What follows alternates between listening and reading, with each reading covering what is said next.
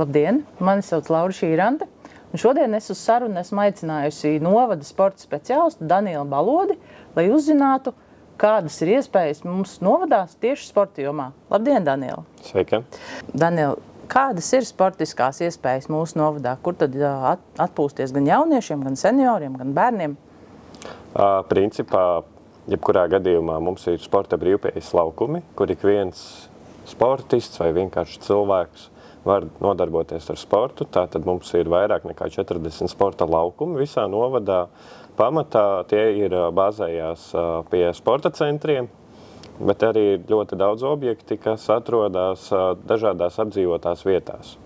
Tā kā var izmantot streetbola laukumus, tāpat ir arī futbola laukumi, pludmales volejbola laukumi, kas īpaši vasarā ir sevišķi aktuāli un ļoti pieprasīti. Līdz ar to ikvienam iedzīvotājam ir iespējas, un es aicinu arī tās izmantot. Vai šajos brīvpieejas laukumos, kā tu minēji, piedalās arī amatieru komandas, tās, kas ir reģistrētas novadā? Jo tad, es domāju, iedzīvotājiem uzreiz rodās jautājums, vai ir zināmi kādi treniņu laiki, kad viņam nebūtu iespēja tur trenēties? Pamatā brīvpieejas laukumi ir visiem pieejami, taču tie sporta laukumi, kurus izmanto sporta klubi, kas ir pamatā futbols, basketbols, tiem ir savi laiki, bet es aicinātu, pirms cilvēks vēlas nodarboties ar kādu fizisku aktivitāti, sākumā papētīt, vai tajā laikā šis laukums ir pieejams. Bet es domāju, ka vasaras periodā vakaros, jebkurā gadījumā, ik viens laukums būs pieejams, jo pārsvarā treniņi notiek bērniem, un līdz ar to dienas vidū droši vien nebūs pieejams laukums, bet uz vakar pusi droši nāciet, sportojiet. Kur iedzīvotājs var ieraudzīt šo informāciju? Mājaslapā vai pie pašiem sporta laukumiem? Principā ir gan iespējams iepazīties ar piedāvājumu klāstu sporta nodarbībām mājaslapā. Un otra lieta ir pie sporta laukumiem pamatā arī ir novietot informāciju, vai vismaz kur var iegūt šo informāciju, kur notiek nodarbības un kā tas tiek realizētas. Vai novadā ir arī brīvi pieejamie trenažieru laukumi? Jā, tagad arvien vairāk tiek būvēti jaunie trenažieru laukumi, lai iedzīvotāji paši var nākt ikdienā pasportot. Tas arī ir viens no bezmaksas veidiem, kā mēs varam sportot vasaras periodā. Un, principā upes ciemā mums ir ļoti labi laukumi, tāpat tās arī visos pārējos pagastos ir pa dažiem laukumiem, tā kā aicinātu arī tos izmantot. Nereti mēs saņemam jautājumus par to, ka cilvēki ar motorizētiem transporta līdzekļiem izbraukā mežus. Vai novadā ir kāda trase, kur šo var darīt pilnīgi legāli, netraucējot citiem meža apmeklētājiem? Jā, motosports ir ļoti pieprasīts Ropažu novadā. Cik man ir zināms, ir 333 trase, kurā legāli var nodarboties ar jebkādu motorizēto sportu. Protams, arī par to samaksājot, ka tur var, bet tāpat ir arī šogad izbūvēta Rīgas mežos Hard Enduro trase, kas atrodas netālu no 333 kompleksa. Tāpat arī Saulriešu karjerā šobrīd jau tiek darīti darbi, lai šī trase kļūtu vai pat triāla vai enduro trasi. Vai šo trašu schēmas ir pieejams publiski? Cilvēks, kurš vēlas viņas izmantot, lai varētu darīt to legāli un nesaskarties ar problēmām ar policiju, piemēram? Principā šobrīd īsti neesam izvietojuši šo informāciju par motorizētajām trasēm un iespējām, taču aicinu atbildīgos motosportistus tomēr sakot līdzi informācijai, kas droši vien viņiem ir vairāk nekā mums pašvaldībā, kur legāli var šo sporta veidiem nodarboties. Novadā ir izvietotas vairākas tā saucamās pump track, jeb velo trasītes bērniem. Kā ir ar drošības noteikumu ievērošanu tajās?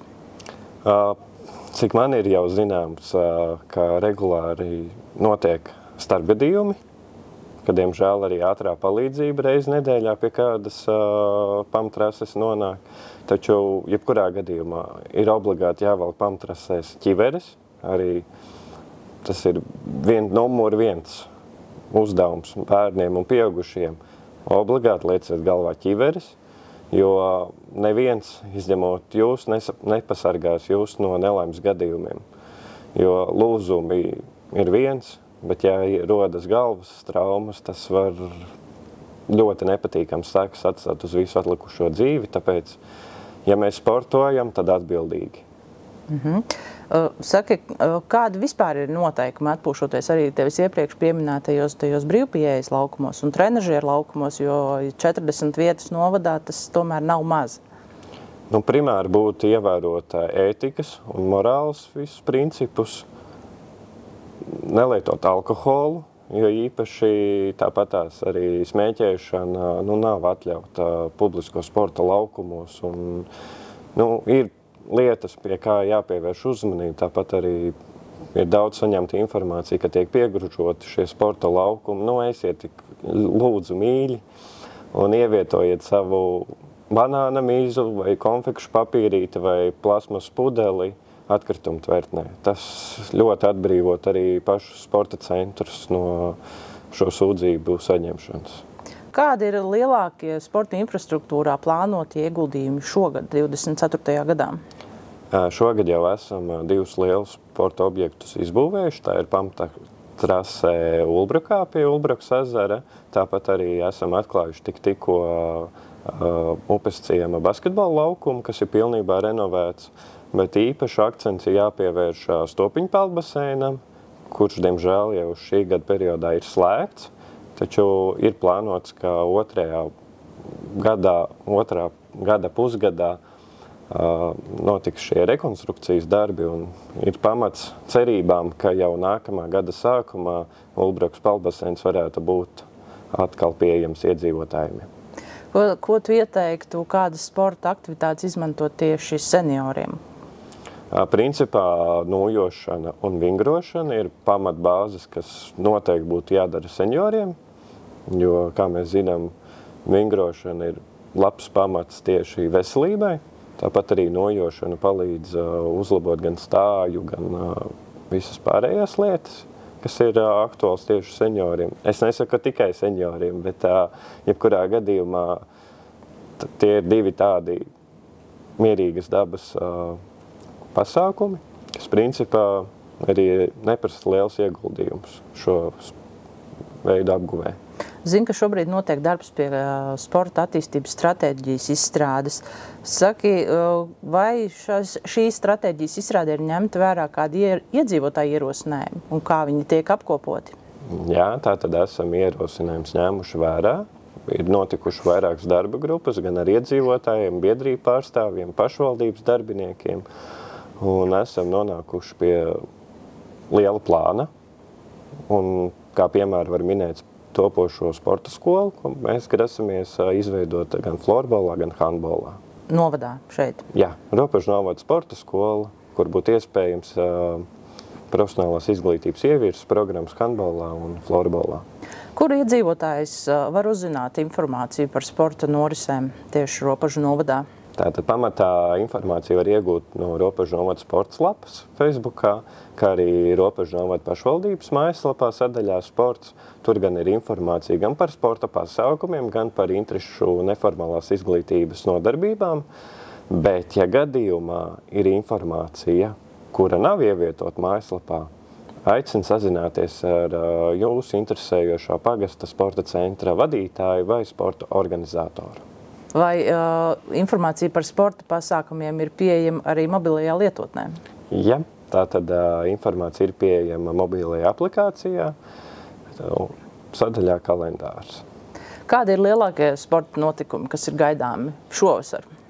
Jā, interesants jautājums, jo tikko esam aizvadījuši Ropažu novada sporta dienu, kas bija visos pagastos, taču, ja mēs runājam par topošiem pasākumiem, kas vēl plānojās, tad īpaši vēlos uzsvērt uz Ulbrukas ezera kausu, kas notiek katru trešdienas vakaru pie Ulbrukas ezera. Tāpat tūlīt jau jūlijā norisināsies minirallijas Ropaži, tāpat septembrī notiks Ropažu stadionu svētki, Latvijas orientēšanās nakts Ropažos, tāpēc aicinu sekot līdzi sociālos tīklos informāciju par šiem lielajiem pasākumiem. Taču es arī vēl vēlos uzsvērt, ka pagastos regulāri notiek vismaz 2 reizes nedēļā katrs no pasākumiem. Saka, vai ir kāds atbalsts sportistiem, kas darbojās tieši Ropažu novadā? Ropažu novadā ir saistošie noteikumi par pašvaldības atbalstu sportā.